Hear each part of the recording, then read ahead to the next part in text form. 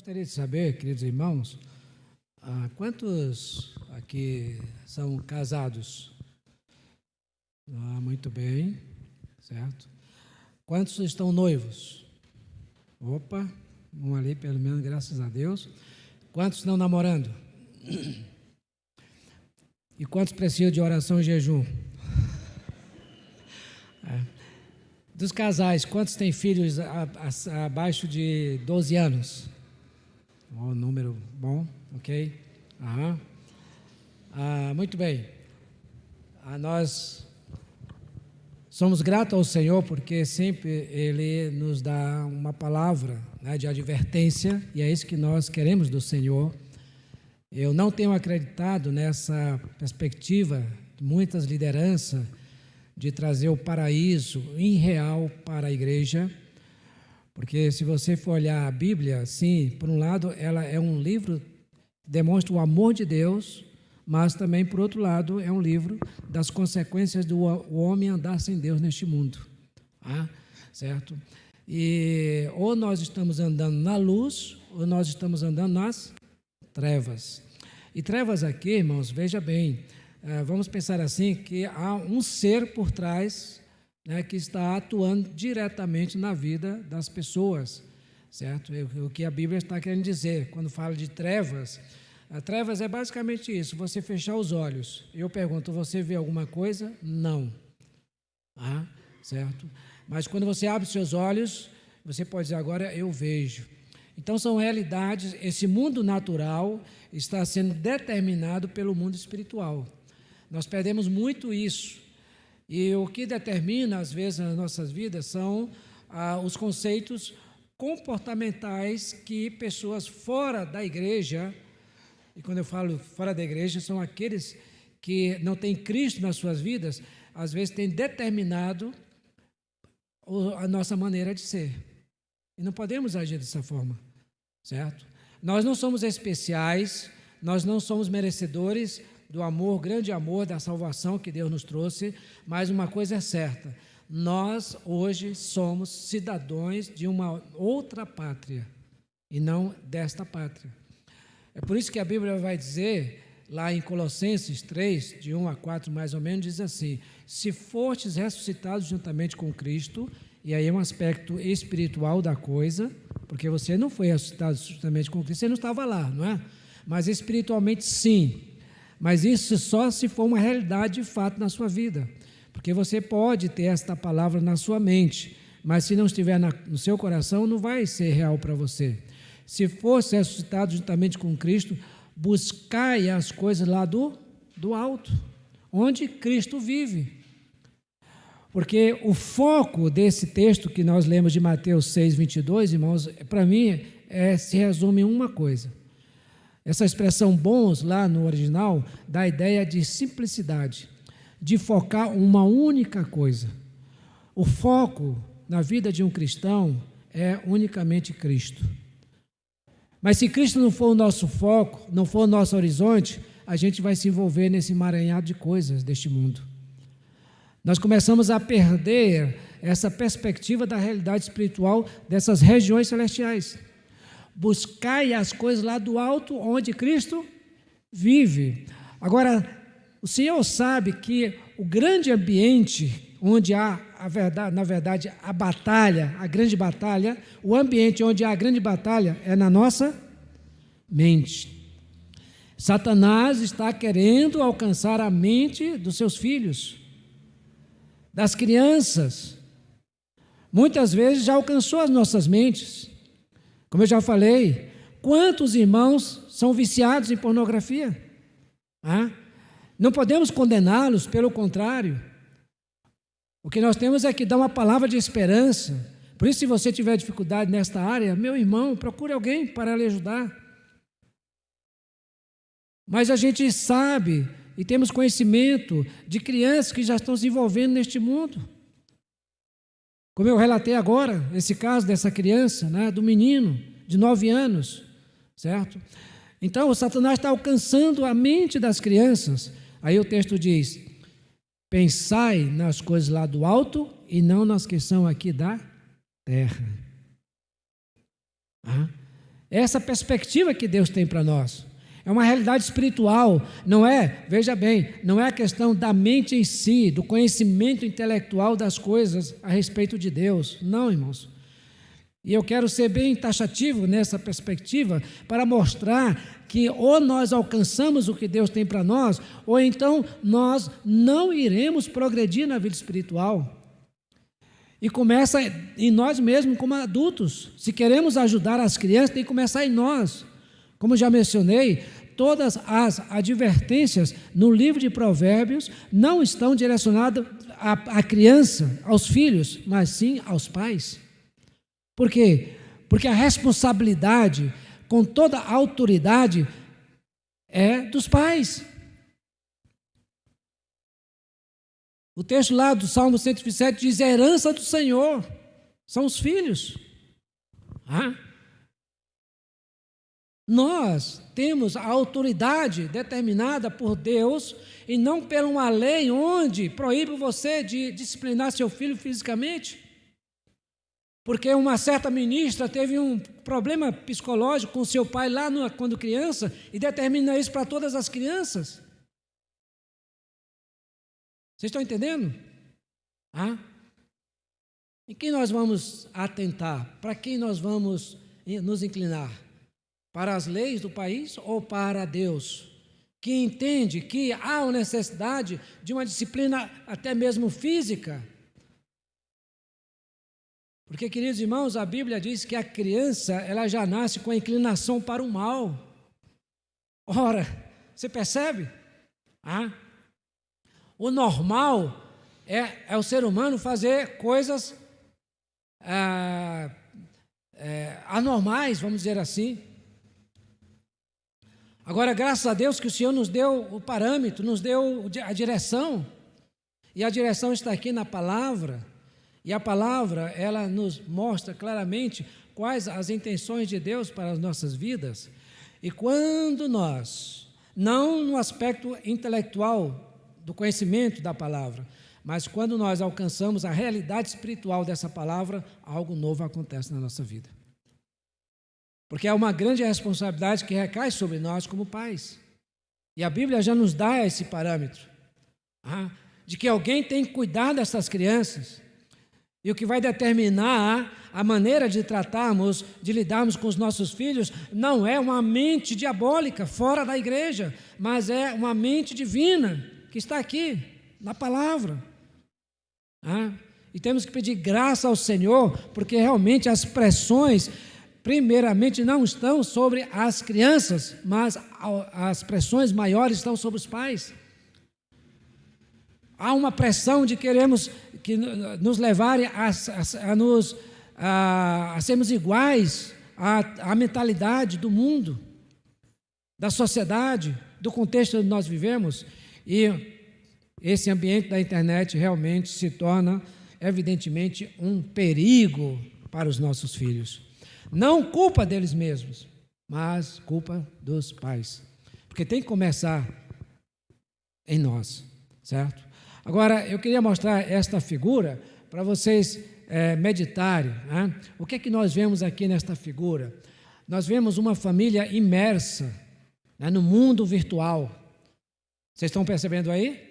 Cada um com o seu notebook, com o seu celular, cada um ali, envolvida diretamente com este mundo, mas o resultado é que se torna uma família ilhada. Uma família isolada uns dos outros. Certo? Será que eu estou falando de algo lá do mundo da lua? Não, irmãos. É a realidade, muitas vezes, de muitas famílias que estão aqui representadas, de muitas famílias que estão ouvindo pela internet. Olha, a internet também tem coisa boa, não tem? Graças a Deus. Uma família, um irmão não pôde vir hoje, mas está ouvindo lá pela internet. É claro que nada substitui a comunhão da igreja presencialmente falando. Pelo contrário. Pelo contrário.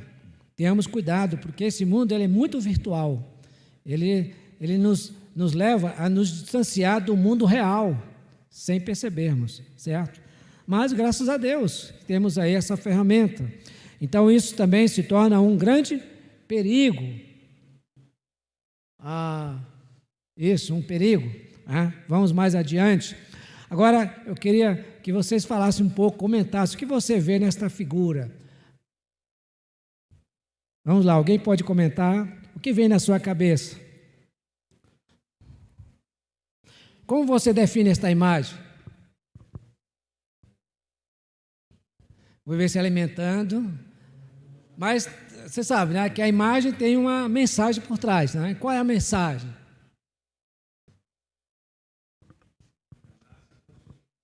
Já nasce consumindo. Outra, quem pode falar aí alguma coisa? Pensa aí, irmão, vocês sabem. Já foi consumido. Voltou. O que é que vem na sua mente quando você vê essa imagem? É uma imagem irreal? É uma ilusão? Ou é uma imagem real hoje em dia? Real, certo? Esta imagem ela está relacionada com os outros ou conosco mesmo? Conosco, graças a Deus. Porque a gente sempre pensa que é o vizinho, que é o irmão lá da frente que, né? Certo? Então, quando a gente está ouvindo uma mensagem aqui, aí o irmão está olhando para o irmão da frente, né? Está vendo? Não é isso? Mas ele não sabe que tem um irmão lá atrás que também está dizendo para ele, está vendo? E tem um dedo lá de cima dizendo, está vendo? Não é verdade? Né? Então, essa imagem demonstra a realidade que estamos vivenciando hoje, irmãos. Não há mais um limite. A janela já é uma realidade. O que vai determinar é que tipo de imagem que nós vamos levar os nossos filhos, as nossas crianças a verem através dessa janela, certo? Isso se torna um perigo. Agora não foi, irmão Paulo? Não foi? Não? Tá. Vamos apressar um pouco, por causa do nosso tempo. Vamos ver se consegue lá. Isso, obrigado, irmão Paulo. Certo? É um perigo. Agora, queridos irmãos, veja bem, que nós devemos entender que há, sim, um ser por trás deste mundo virtual. Certo? Um ser por trás deste mundo virtual. João, na primeira carta dele, no capítulo 5, versículo 19, diz assim: sabemos que somos de Deus e que o mundo inteiro jaz onde? No maligno. Essa expressão jaz, no grego, keimai, está sob o poder do mal, isto é ser mantido em submissão pelo diabo, pelo maligno. O mundo jaz sob o maligno. É um mundo de trevas. Esta realidade espiritual por trás de tudo isso. Há um ser que está querendo alcançar as mentes das nossas crianças. Há um ser por trás, diabólico, que está querendo alcançar o coração das nossas crianças. Essa expressão maligno aí, poneros, é o mesmo que nós encontramos lá em Mateus 6, 22. É um mal. Você lembra? Quando tem lá, mencionamos lá Mateus 26. Deixa eu verificar aqui.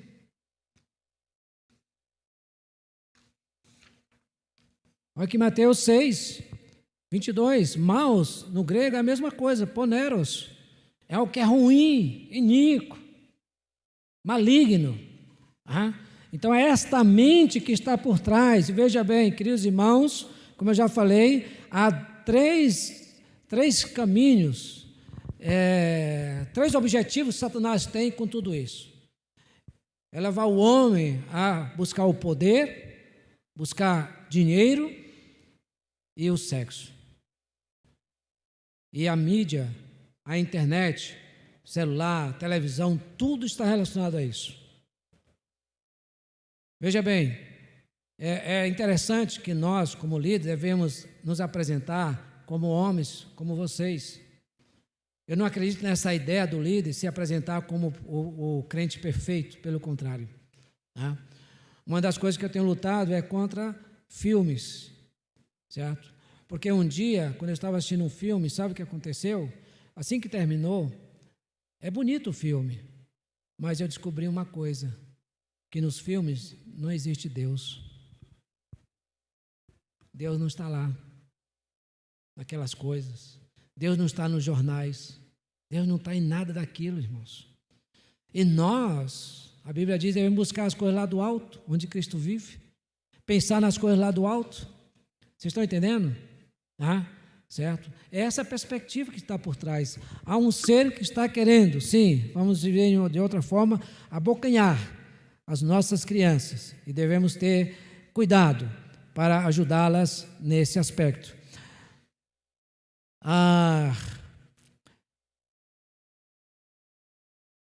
Esse ser, ele está fazendo deste mundo, da humanidade, uma marionete. A humanidade, depois da queda, sem perceber, se tornou uma marionete nas mãos do maligno. É por isso que nós, como crentes, devemos ter cuidado para também não sermos enlaçados, para que também nós não nos tornarmos uma marionete ainda como crente, mesmo como crente, nas mãos do inimigo, que pode sim acontecer. Ora, quando Pedro estava ali, ele teve uma revelação de Deus, não foi carne nem sangue que te revelou, mas o meu Pai que está no céu. Deus abriu os olhos de Pedro, o entendimento de Pedro, para reconhecer, para ver que Jesus era o Cristo, o Filho de Deus, do Deus vivo, lá em Mateus 16, você lembra? Pedro alcançou uma revelação de Deus, mas ao mesmo tempo essa revelação levou ele a se auto-exaltar, a se exaltar, e o resultado é que quando o Senhor Jesus, no mesmo momento, ele disse, olha, eu vou para Jerusalém sofrer e morrer pela humanidade, aí Pedro diz, Senhor, não diz isso, tu não vai sofrer. O que o Senhor Jesus olhou para Pedro e para os outros discípulos e disse o quê? Arreda-te de mim, Satanás, porque tu não tem parte nas coisas de Deus. E é verdade, irmãos. O inimigo não tem parte nas coisas de Deus. O inimigo, ele veio para matar, roubar e destruir. Somente o Senhor Jesus que veio para destruir as obras de Satanás, como vemos lá em 1 João. Mas este inimigo, ele está fazendo isso. E está começando muito cedo na vida de muitas crianças. E eu queria chamar a atenção do seguinte, irmãos. Isso é um perigo para as crianças. Mas eu desenvolvi um estudo a respeito disso, a internet na perspectiva da pornografia na vida das crianças. Sabe o que Satanás tem feito na vida de muitas crianças? É levado aquela criança a um quarto escuro. Ele tem oferecido coisas bonitas através da mídia, mas sem perceber, aquelas crianças estão sendo levadas àquele quarto escuro. Elas já não sabem mais o que fazer, já estão presas.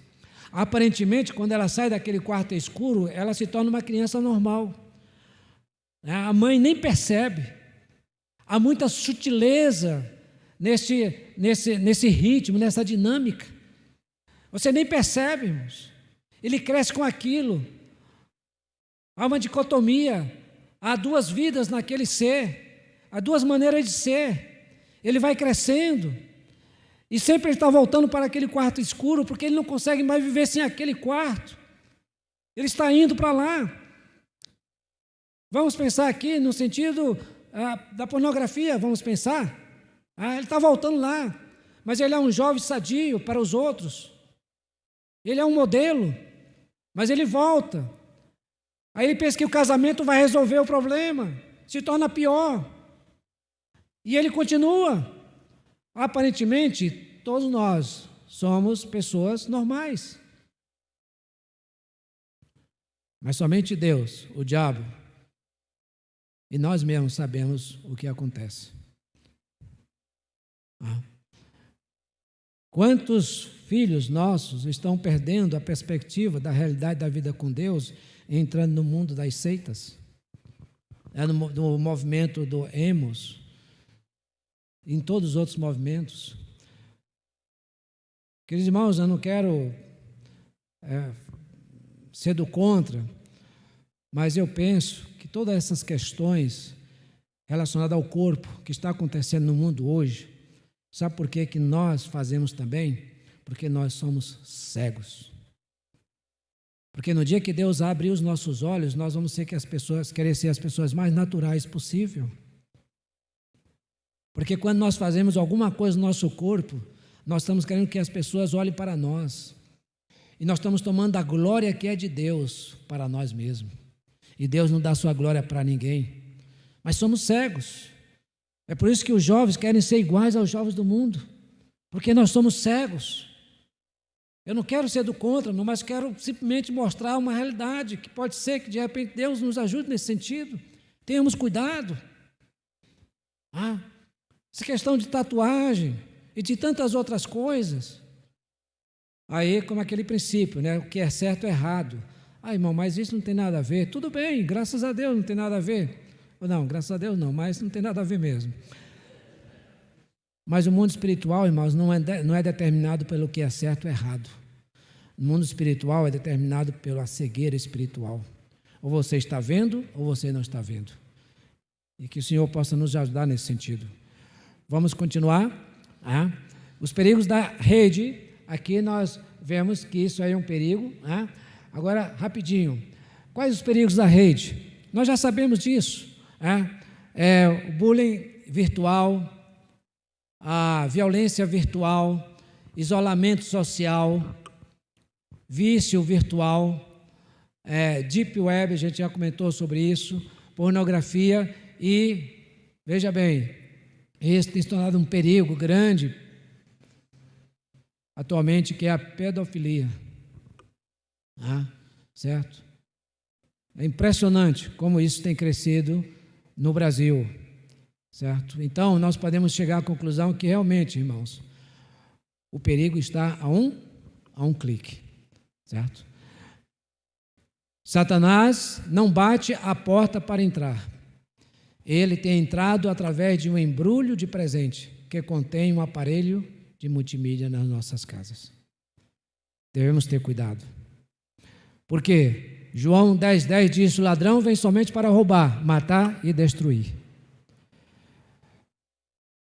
O Senhor Jesus, ele disse, falando de Satanás, em João 8:44, ele disse: vós sois do diabo, que é o vosso pai, e quereis satisfazer os desejos. Ele foi homicida desde o princípio e jamais se firmou na verdade, porque nele não há verdade. Quando ele profere mentira, fala do que lhe é próprio, porque é mentiroso e pai da mentira. Então, tudo que nós percebemos dentro desse mundo virtual nos leva a uma armadilha. São as armadilhas do inimigo. Nós não estamos atentos, porque pensamos que é normal, que é natural, mas quantos dos nossos filhos, irmãos, estão em grande risco, sem percebermos. Agora, quais são as justificativas dos pais muitas vezes?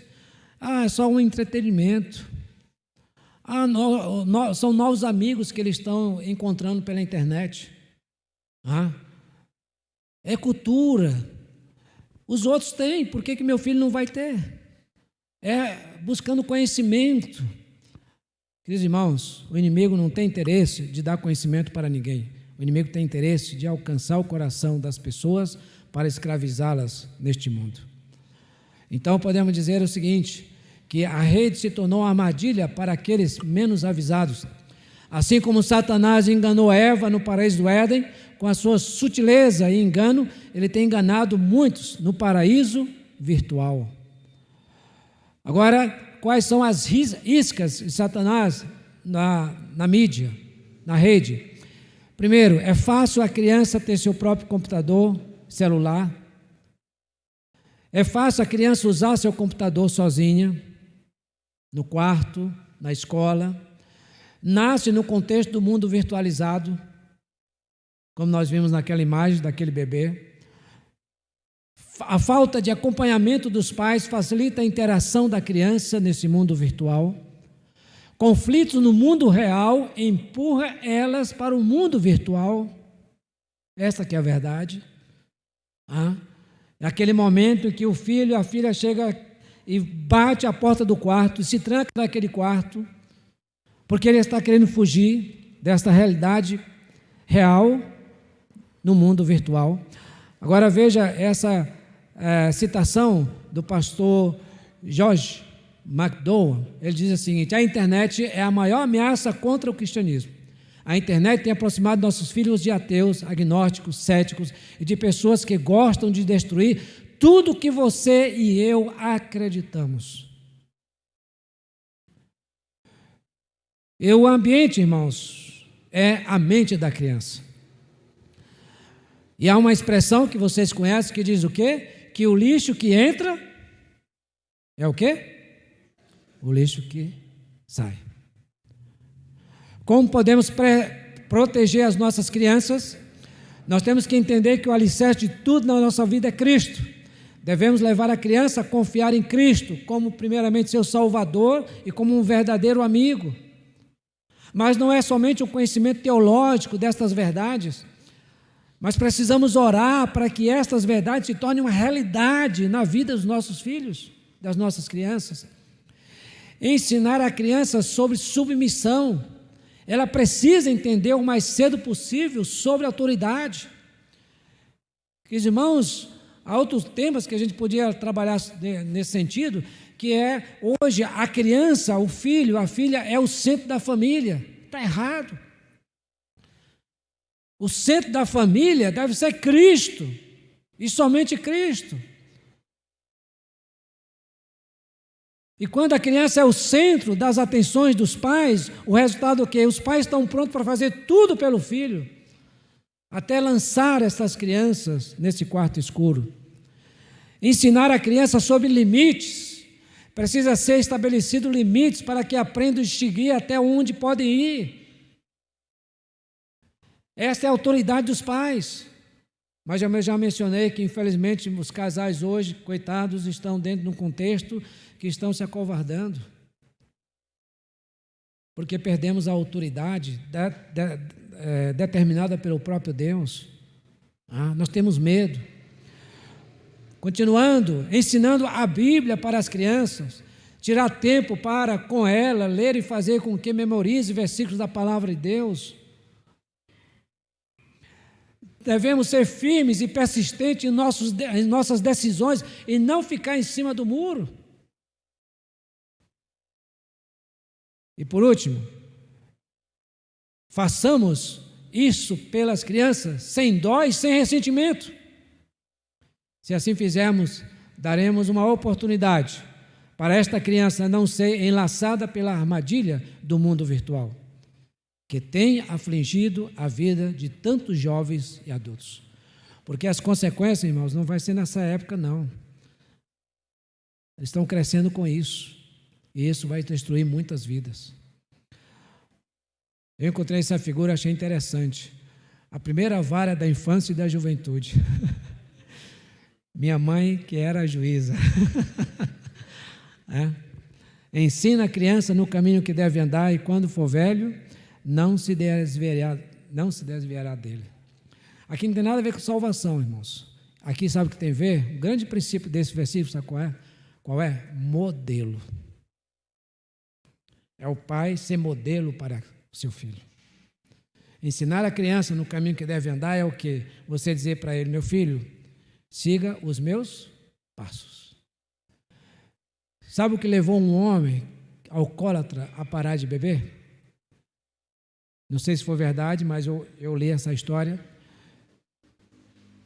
Diz que um dia o filho dele foi buscá-lo no bar, e ele lá, cambaleando, aí chegou na porta da casa, colocou a mão lá, aí de repente ele olhou para trás. E sabe o que ele viu? O seu filho pisando nas pegadas dele. Aí naquele momento instalou algo na sua mente, no seu coração. Depois daquele dia nunca mais ele bebeu. Por quê? Porque ele percebeu que o caminho que ele estava fazendo se tornou uma referência para o seu filho. Irmãos, esse versículo está dizendo o seguinte: pai, você é um modelo para o seu filho.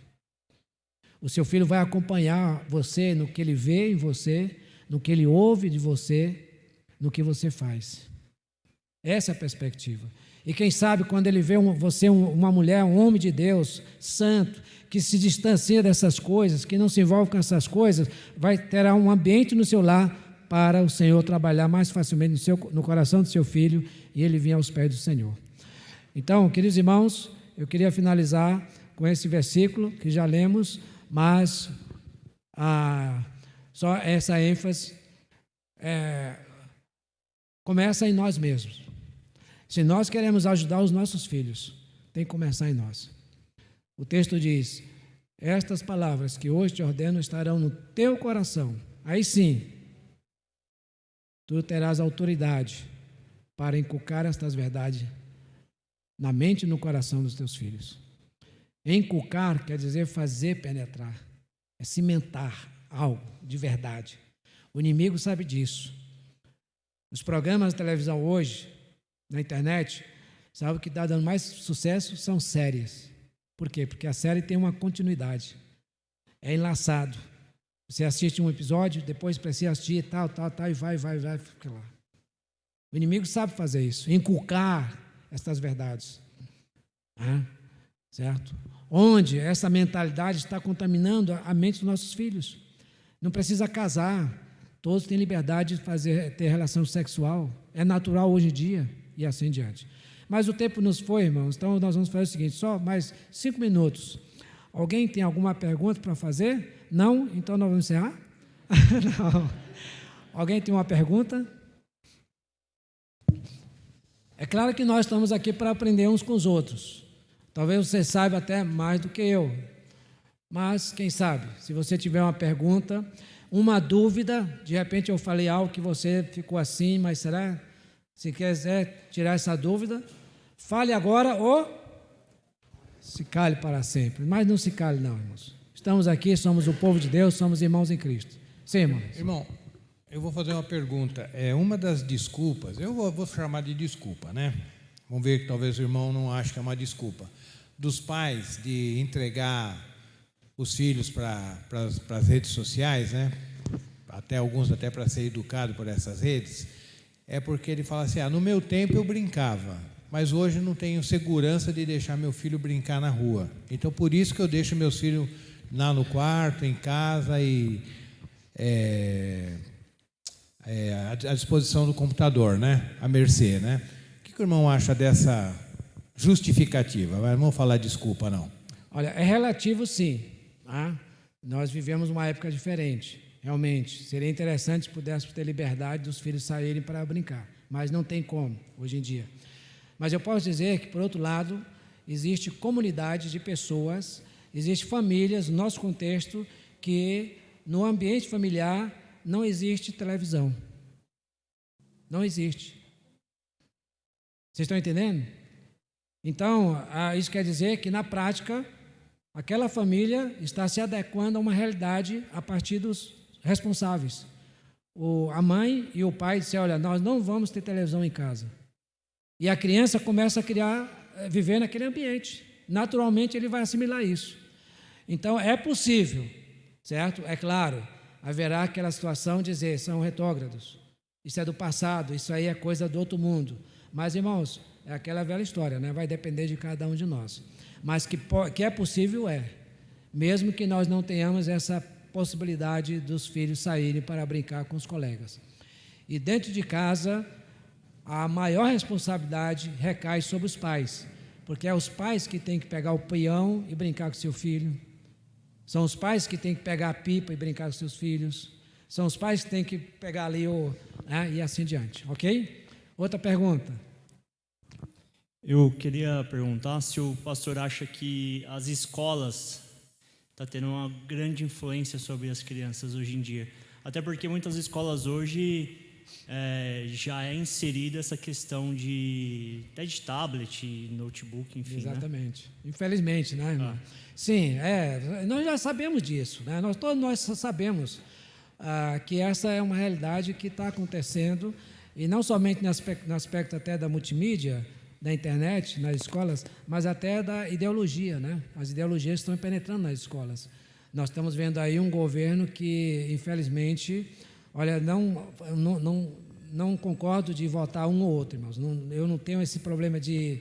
Eu não sou nem a favor nem contra nenhum do outro.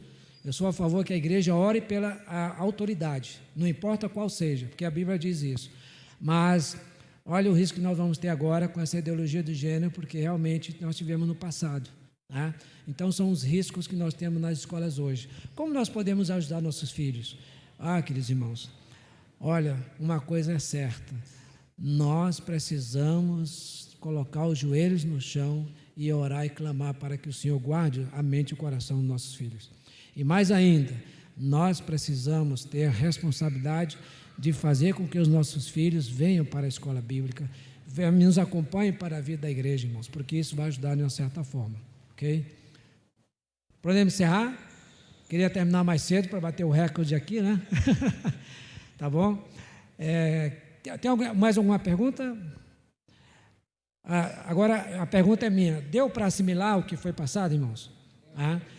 Como eu falei, todos nós somos doutores nessa área, todos nós sabemos os riscos, mas o fator que vai determinar a mudança não é o conhecimento do assunto, mas é pedir ao Senhor abrir os nossos olhos para vermos a realidade espiritual que está por trás de tudo isso.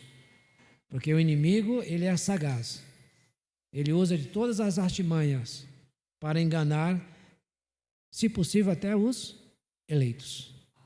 Imagine as crianças, certo? Nós estamos falando aqui de crianças crentes, crianças de lares cristãos. A responsabilidade dos pais é fazer com que, como o salmista disse, se tornar uma flecha para ser lançada, porque o diferencial vai ser lá na frente. Amém? Vamos orar então. Pai, graças te damos por esse tempo que tu nos permitiu de estarmos aqui juntos. Graças te damos porque nós não somos nada, Senhor. Não merecemos nada do alto. Mas a tua graça foi tão grande, as tuas misericórdias são tão grandes, que nos alcançou com a salvação através do teu Filho Jesus Cristo.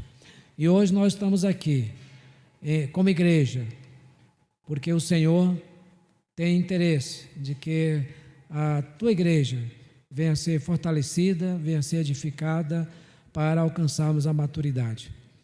Pai, nós temos as nossas responsabilidades, sim, de nos submetermos ao trabalhar do Espírito Santo na nossa vida, para que Cristo venha a ser o centro, primeiramente dos nossos corações, para que Cristo seja o centro da nossa família, para que Cristo venha a ser o alvo, o desejo, o horizonte dos nossos filhos, das nossas crianças. Ó Deus, nós pedimos que Tu nos ajude nesta necessidade e entendemos que só a Tua graça, operando em cada um de nós, é que nós podemos alcançar esse objetivo. Em nome de Jesus Cristo nós oramos. Amém. Só para finalizar, irmãos, Filipenses 1,6 diz: se o Senhor começar uma boa obra em nós, Ele há de completar. Nós não podemos perder a esperança. Se você está tendo dificuldade, não espere diretamente mudança no seu filho, mas comece a orar na certeza de que o Senhor pode mudar o coração do seu filho, aí sim haverá algo novo. Amém? Eu quero agradecer muito a liderança da igreja, pastor Danilo, o irmão Nelson, por nos ter nos convidado, e agradecer a Deus por esse momento, junto com os irmãos.